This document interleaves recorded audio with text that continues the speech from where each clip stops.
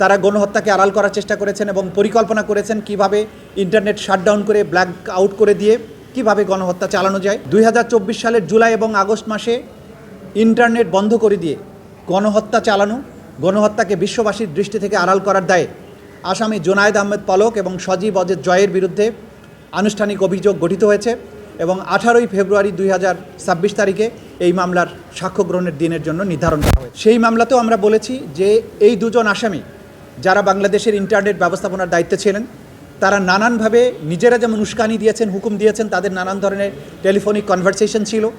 তারা গণহত্যাকে আড়াল করার চেষ্টা করেছেন এবং পরিকল্পনা করেছেন কিভাবে ইন্টারনেট শাটডাউন করে ব্ল্যাক আউট করে দিয়ে কিভাবে গণহত্যা চালানো যায়। সেই দায়ে তাদের বিরুদ্ধে অভিযোগ গঠিত হয়েছে।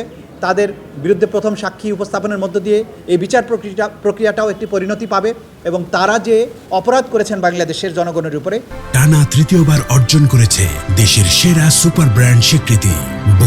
সেই অপরাধের প্রায়শ্চিত্ত তাদেরকে করতে হবে আইনি প্রক্রিয়ার মধ্য দিয়ে। আইনের জবাব আইনের মাধ্যমেই দেওয়া হবে, আদালতের সাক্ষ্য প্রমাণের মাধ্যমেই দেওয়া হবে।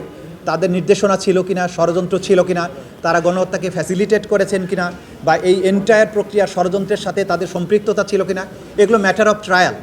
সেগুলো তারা তাদের আসামিদের ব্যাপারে তো সবাই বলবেন যে তার আসামি নির্দোষ, কিন্তু আদালতেই প্রমাণিত হবে সাক্ষ্য প্রমাণ শেষে যে সত্যিকার অর্থে তিনি দোষী না নির্দোষ।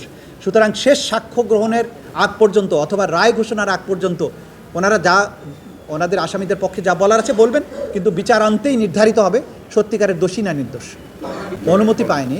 বিদেশি আইনজীবী নিয়োগের জন্য যে ফর্ম্যালিটিস আছে, বিভিন্ন অ্যাপ্লিকেশনে সিগনেচার করার, সেই সিগনেচার করার জন্য তারা অনুমতি নিয়েছেন জেল অথরিটির কাছে, যে জেল অথরিটি যেন আসামিকে অনুমতি দেয় বিভিন্ন ডকুমেন্টসে সাইন করার, সেটার অনুমতি নিয়েছেন। বিদেশি আইনজীবী নিয়োগ হয়নি এখন।